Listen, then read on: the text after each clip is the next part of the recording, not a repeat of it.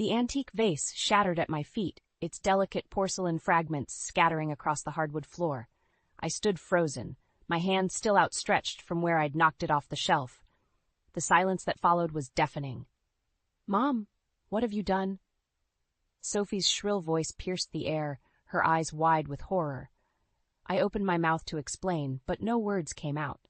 How could I tell them it was an accident when they were looking at me like I was a criminal? Ethan, my husband of 20 years, rushed into the room, his face contorted with anger as he surveyed the scene. "Amanda, that was my mother's prized possession. How could you?" I didn't mean to," I stammered, finally finding my voice. "I was just dusting and—" "Save it," Ethan snapped, cutting me off. "You've always been jealous of my mother's things. Admit it, you did this on purpose." I felt like I'd been slapped. "What? No, of course not. It was an accident, I swear." Sophie scoffed, rolling her eyes. "Right, Mom. Just like it was an accident when you lost Grandma's pearl necklace last month?" My heart sank. That had been a genuine mistake, but now it was being used against me. I looked from my daughter to my husband, searching for any sign of understanding in their eyes. There was none. "I think you should leave," Ethan said, his voice cold and firm. "Leave? But this is my home," I protested, feeling panic rise in my chest. "Not anymore," he replied. "I want you out by tonight. We can't trust you around valuable things anymore."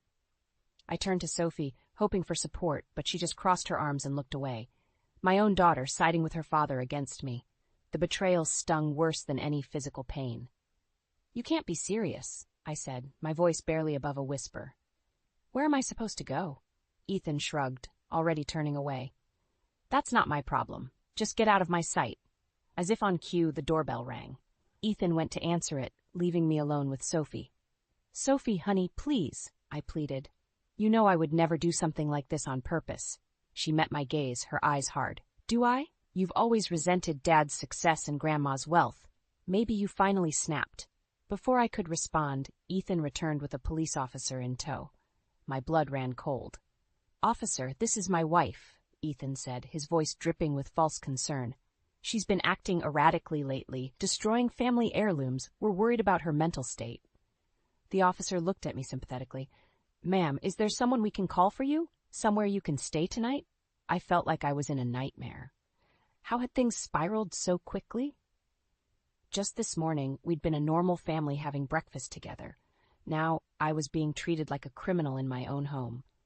I can call my sister," I managed to say, my voice shaking. As I fumbled for my phone, I caught sight of Ethan and Sophie exchanging a look. There was something in their eyes, something that made me wonder if this was more than just a misunderstanding. The officer escorted me to my room to pack a bag. As I threw clothes haphazardly into a suitcase, my mind raced. What was really going on here? Why were Ethan and Sophie so quick to turn on me? I paused, my hand on a framed photo of the three of us from happier times. Something wasn't right, and I was determined to find out what it was. They might think they've won, kicking me out like this, but they had no idea what I was capable of. As I walked out of the house I'd called home for 2 decades, I made a silent vow. I would uncover the truth, clear my name, and make them regret ever doubting me. This wasn't the end, it was just the beginning. I spent a restless night on Abby's couch, my mind racing with questions and doubts. The morning light had barely crept through the curtains when my phone buzzed. It was Sophie. "Mom, you need to come to Grandma's house, now." My heart leaped into my throat. "Is everything okay?" "Just come," she snapped before hanging up. I arrived at my mother-in-law's sprawling Victorian home within the hour, my stomach in knots. Ethan's car was already in the driveway. As I approached the front door, I heard raised voices inside. "I'm telling you, Mother, it was Amanda." Ethan's voice carried through the open window. "She's been eyeing your valuables for years." I froze, my hand on the doorknob. What was he doing? "But dear, Amanda's always been so kind," his mother Margaret replied. Her voice was frail, confused. "Are you sure?" "Of course I'm sure," Ethan insisted. "Why do you think she's not here now? She's probably pawning your things as we speak." I couldn't believe what I was hearing. Anger surged through me as I burst through the door. "How dare you?" Ethan spun around, his face a mask of false concern. "Amanda, what are you doing here?" "Sophie called me," I said, glaring at him. "And I'm glad she did. What lies are you feeding your mother?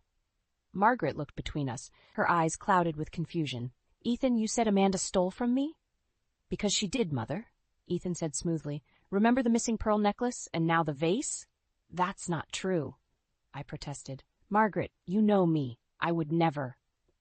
Oh, Amanda, Margaret interrupted, her voice trembling. How could you, after all these years? My heart shattered. I turned to Sophie, who stood silently in the corner. Sophie, please, tell your grandmother the truth. But Sophie just looked away, avoiding my gaze. In that moment, I realized how deep Ethan's manipulation ran. He had turned not just my daughter against me, but his own mother, too. I think you should leave, Ethan said, his voice dripping with false sympathy. You're upsetting Mother. I stood my ground. I'm not going anywhere until we sort this out. Margaret, please, try to remember. I've always respected your things. It's Ethan who...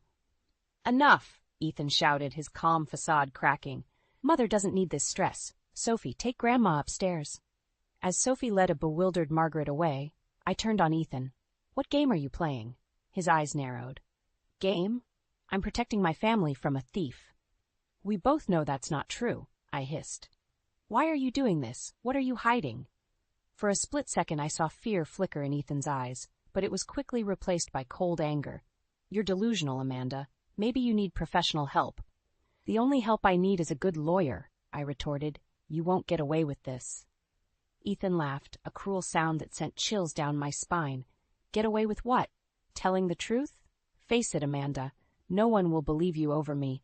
I'm the successful businessman. You're just a housewife with a history of accidents around valuable antiques. His words hit me like a physical blow. I realized then how carefully he had orchestrated this, how long he must have been planning it. But why? As I turned to leave, I caught sight of a letter on Margaret's desk. The logo at the top made my blood run cold. It was from the bank that handled Ethan's business accounts. Suddenly, pieces started falling into place. The missing antiques, Ethan's increasingly lavish spending, his desperation to discredit me. Was he in financial trouble? I walked out of the house, my mind whirling. Ethan thought he had won, but he had no idea who he was dealing with. I might be down, but I was far from out. It was time to start digging, to uncover what Ethan was really hiding. As I drove away, I made a silent vow. I would expose Ethan's lies, clear my name, and reclaim my life. The game was on, and I intended to win. I sat at Abby's kitchen table, nursing a cup of coffee and mulling over the events of the past few days. My sister bustled around, preparing breakfast and shooting concerned glances my way. Amanda, you need to eat something, she said, sliding a plate of toast in front of me. I shook my head. I can't. I keep thinking about Sophie. How could she turn on me like this? Abby sighed, taking the seat across from me. Honey, you've been blind to this for years. Ethan's been poisoning Sophie against you since she was little. What are you talking about? I asked, my defenses rising. Think about it, Abby pressed. Who always gave in to her every whim? Who never made her face consequences? Ethan's turned that girl into a spoiled princess, and you've let it happen. Her words stung, but deep down I knew she was right. I thought back to all the times Ethan had undermined my parenting, always playing the fun dad while I was left to be the disciplinarian. As if on cue, my phone buzzed with a text from Sophie. Dad's taking me to Paris for the weekend. Thought you should know.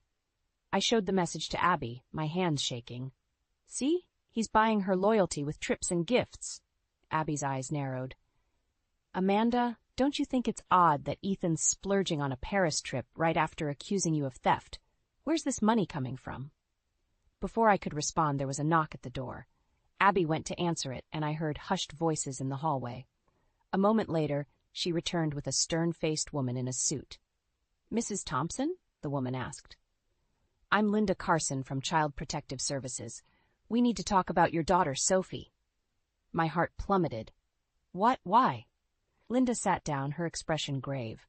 We've received reports of potential emotional abuse and neglect. Given the recent accusations against you, we need to assess Sophie's living situation. I felt like I'd been punched in the gut. This is ridiculous. I've never abused Sophie. Ethan's the one who... Mrs. Thompson, Linda interrupted, please understand that we're just doing our job. We'll be conducting interviews with Sophie, your husband, and other family members. As Linda continued explaining the process, my mind raced. This had Ethan written all over it. He was using the system against me, painting me as an unfit mother. "Can I at least talk to Sophie?" I asked, my voice cracking. Linda shook her head. "I'm afraid that's not possible right now. We need to conduct our initial interviews without any potential influence." After Linda left, I collapsed into Abby's arms, sobbing. "He's taking everything from me, Abby. My home, my daughter, my reputation." Abby held me tight, her voice fierce. "Listen to me, Amanda. Ethan might think he's won, but he's underestimated you. It's time to fight back." I pulled away, wiping my eyes. "How? He holds all the cards." "Not all of them," Abby said, a glint in her eye. "Remember that letter you saw at Margaret's house? From the bank? I think it's time we did some digging into Ethan's finances." A spark of hope ignited in my chest. "You're right. If Ethan's hiding something, that's where we'll find it." As we started planning our next move, my phone buzzed again. Another text from Sophie. "Mom, I'm sorry. I don't know what to believe anymore." I stared at the message, a mix of emotions swirling inside me. Maybe all wasn't lost with Sophie after all. But I knew one thing for certain. I had to act fast. Ethan was playing a dangerous game, and it was time I learned the rules. I looked up at Abby, a new determination in my eyes. "Let's do this. It's time to uncover what Ethan's really hiding and save our family before it's too late." The familiar creak of the porch steps brought a rush of memories as I approached my childhood home. It had been years since I'd last visited, but desperate times called for desperate measures. My mother rose, opened the door before I could knock, her weathered face a mix of concern and love. "Amanda, sweetheart," she said, pulling me into a tight embrace. "Abby called. I've been worried sick." I melted into her arms, feeling like a little girl again. "Oh, Mom, everything's falling apart." She ushered me inside, the scent of freshly baked cookies enveloping me like a warm blanket. As we sat at the kitchen table, I poured out the whole sordid story. Ethan's accusations, Sophie's betrayal, the CPS investigation. Mom listened intently, her brow furrowing with each new revelation. "That no-good son-in-law of mine," she muttered when I finished. "I always knew he was trouble." I sighed, cradling a mug of tea in my hands. "I should have seen it coming. How could I have been so blind?" Mom reached across the table, clasping my hand. "Now you listen here, Amanda. You are not to blame for Ethan's deceit, but it's high time you stood up for yourself." "But how?" I asked, feeling utterly defeated. "He's taken everything from me, my home, my daughter, my reputation." A steely glint appeared in Mom's eyes. "He hasn't taken your spirit, has he? You're a fighter, Amanda. Always have been. Remember when you were 10 and those bullies stole your bike?" I couldn't help but smile at the memory. I tracked them down and demanded it back. "Exactly," Mom nodded. "You didn't give up then, and you're not giving up now. Ethan might think he's won, but he doesn't know who he's dealing with." As we talked, a plan began to form. Mom suggested I reach out to her old friend, a retired detective named Frank, who might be able to help investigate Ethan's finances. She also reminded me of the importance of documenting everything. Every interaction, every accusation, every suspicious move Ethan made. "Knowledge is power, sweetheart," she said. "The more you know, the stronger your position." Just then my phone buzzed. It was a text from Sophie. "Mom, I'm scared. Dad's acting weird. Can we talk?" My heart raced. This could be my chance to reconnect with my daughter to help her see the truth. But what if it was a trap? "What should I do, Mom?" I asked, showing her the message. She squeezed my hand. "Trust your instincts, Amanda. You know your daughter. If she's reaching out, there must be a reason." Taking a deep breath, I typed out a reply. "Of course, sweetie. Name the time and place." As I hit send, a wave of determination washed over me. Mom was right. I was a fighter.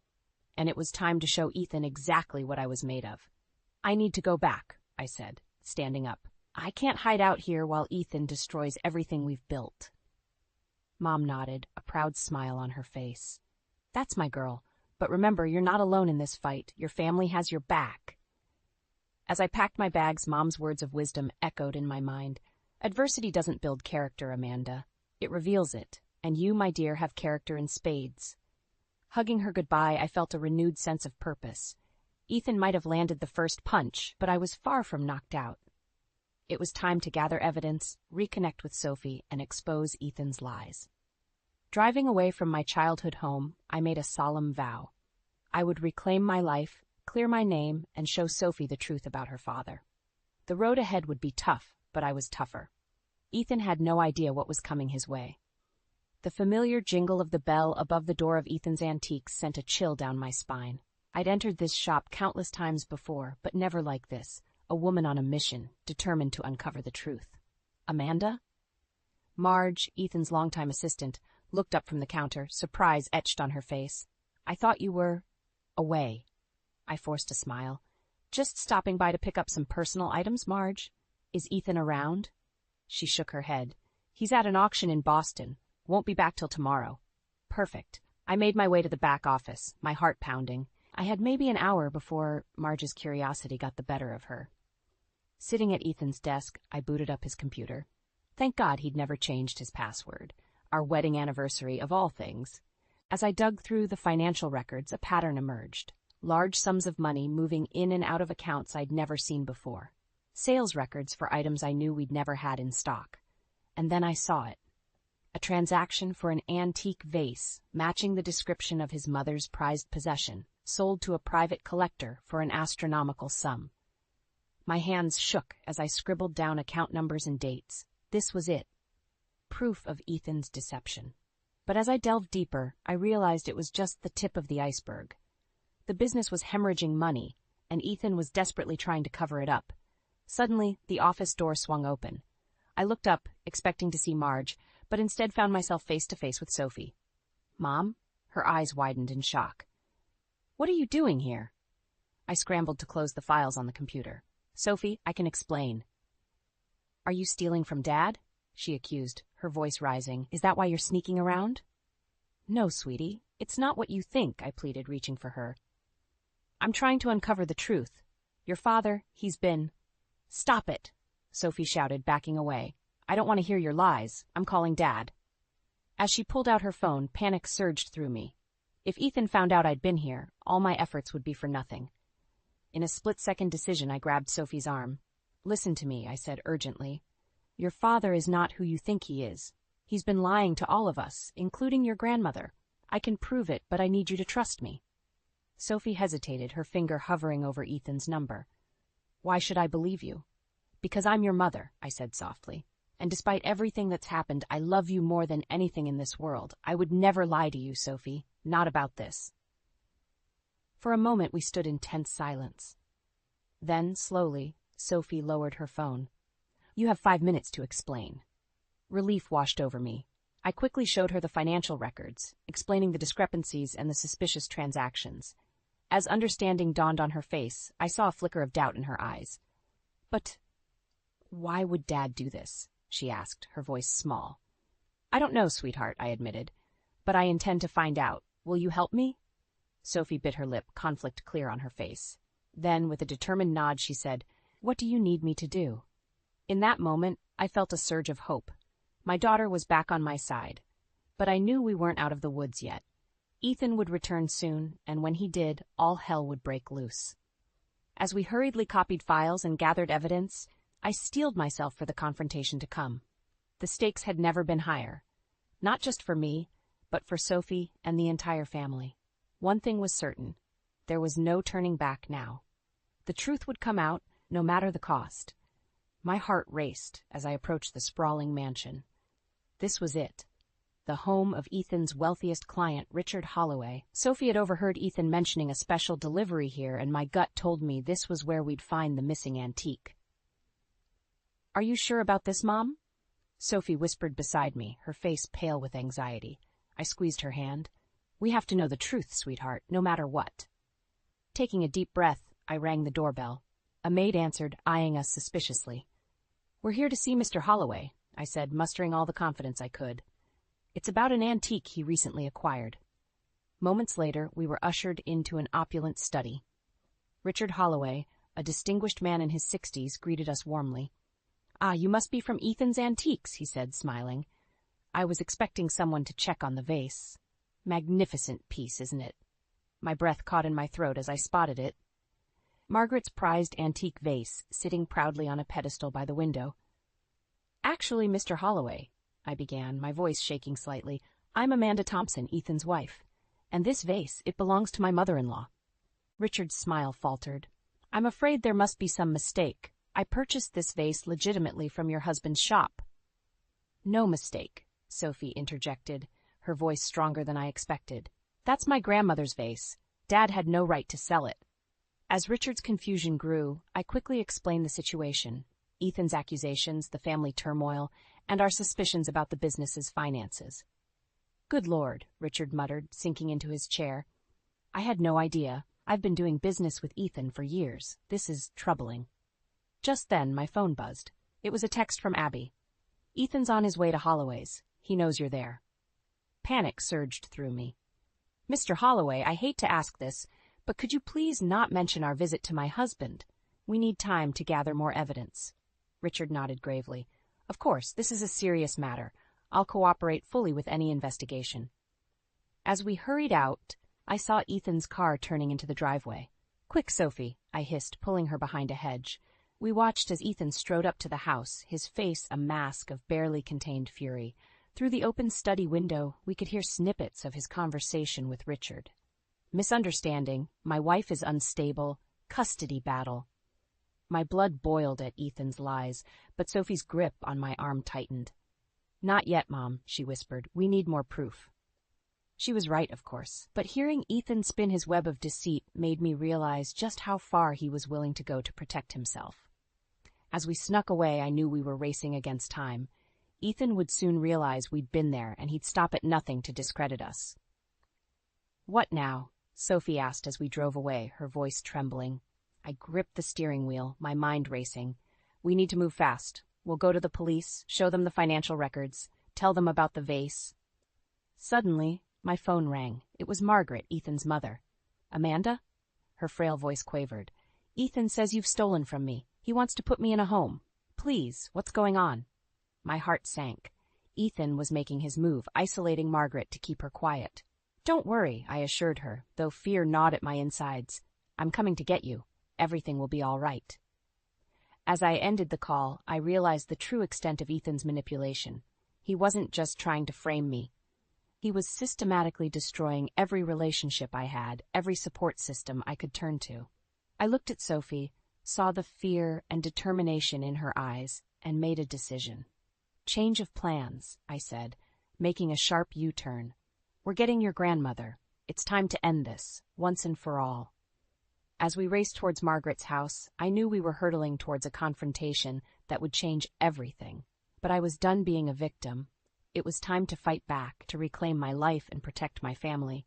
Whatever Ethan had planned, he was about to learn that he'd underestimated me for the last time. We burst through the door of Margaret's house, finding her in the living room, surrounded by half-packed boxes. Her eyes, wide with confusion and fear, met mine. Amanda? Sophie? What's happening? She asked, her voice trembling. We're getting you out of here, Margaret, I said, rushing to her side. Ethan's been lying to all of us. Sophie started gathering Margaret's essentials while I quickly explained the situation. Margaret's face crumpled as the truth sank in. My own son, how could he? She whispered. Just then, we heard the screech of tires outside. Ethan had arrived. Quick, out the back, I urged, helping Margaret to her feet. We were halfway across the backyard when Ethan's voice boomed behind us. Stop right there! We turned to face him, his face contorted with rage. What do you think you're doing, Amanda? Kidnapping my mother now? Enough, Ethan, I shouted, my fear transforming into anger.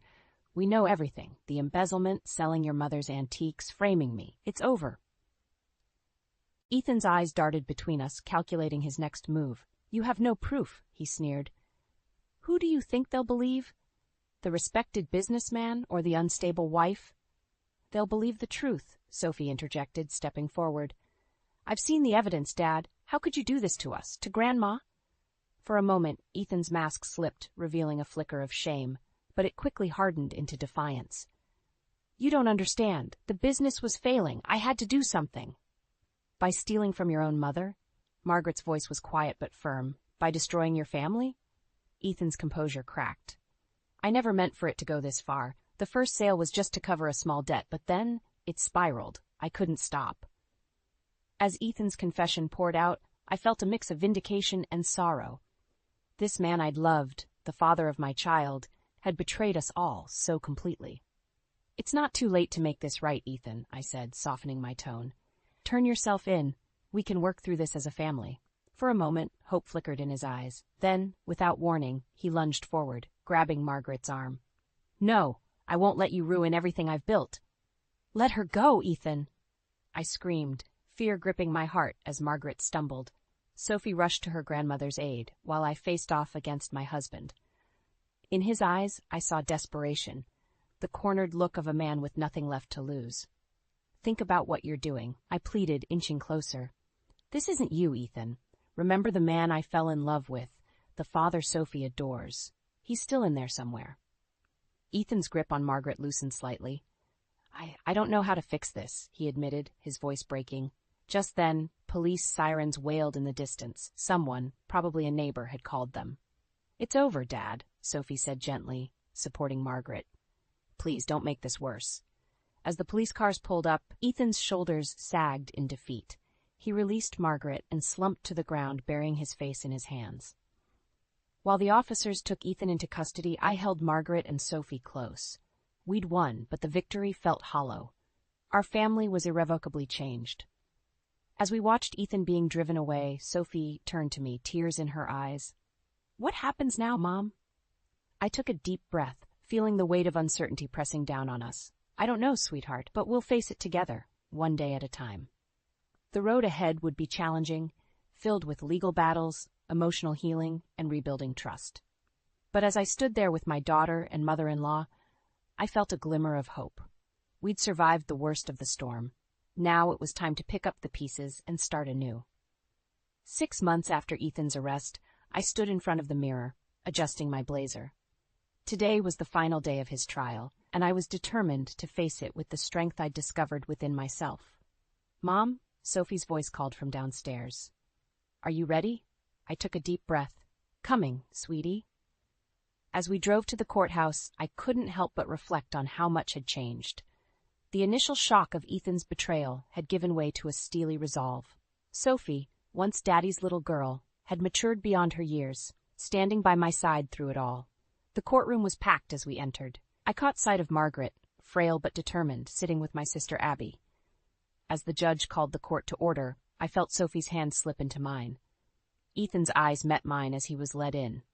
Gone was the arrogant businessman I'd known. In his place sat a broken man, the weight of his actions evident in the slump of his shoulders. As the verdict was read, guilty on all counts, a collective sigh seemed to ripple through the room. It was over. Finally, truly over. Outside the courthouse, reporters swarmed us. Mrs. Thompson, how do you feel about the verdict? One shouted. I paused, considering my words carefully. Today isn't about winning or losing. It's about truth and accountability. My family has been through hell, but we're survivors. We'll heal, and we'll move forward. Later that evening, as Sophie, Margaret, Abby, and I sat around the dinner table in our new home, a sense of peace settled over me. It wasn't perfect. Margaret still had moments of confusion, and Sophie was in therapy to work through her trust issues. But we were together, supporting each other. I have something for you, Margaret said, her eyes twinkling as she handed me a small box. Inside was a delicate silver locket. It's beautiful, I gasped. Open it, she urged. I did, and found a photograph inside. Me, Sophie, and Margaret, taken just last week. On the other side was engraved, "Family is love, not blood."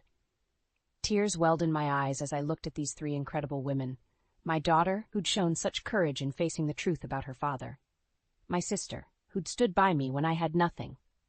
And Margaret, who'd chosen to embrace me as a daughter, despite everything. I know it's been a hard road, Margaret said, her voice quavering slightly. But I want you to know, Amanda, that you've shown us all what true strength looks like. You didn't just survive, you helped us all find a way forward. Sophie nodded, squeezing my hand. Mom, I'm so sorry for doubting you. You've taught me what real integrity means. Oh, sweetie, I pulled her close. We've all learned so much, and we'll keep learning together. As the evening wore on, filled with laughter and shared memories, I felt a profound sense of gratitude. The path ahead wasn't clear. We still had financial challenges to face and emotional scars to heal, but I knew we'd face it as a family. Later, as I stood on the back porch, gazing at the stars, Abby joined me. Penny for your thoughts, sis? I smiled, fingering the locket around my neck. I was just thinking, for the first time in a long time, I'm excited about the future. It's like I can breathe again. Abby nudged my shoulder. You know, when this all started, I was so worried about you. But watching you stand up for yourself, fight for the truth, I've never been prouder to call you my sister. As we hugged, I realized that this journey, painful as it had been, had given me something precious, a deeper understanding of my own strength and the unbreakable bonds of true family. The road ahead would have its challenges, but I was ready to face them. With Sophie, Margaret, and Abby by my side, I knew that whatever life threw our way, we'd face it together, stronger, wiser, and filled with love. As I closed the porch door and rejoined my family inside, I felt a sense of peace wash over me. This wasn't the end of our story. It was just the beginning of a new chapter, and I couldn't wait to see what the future held for us all.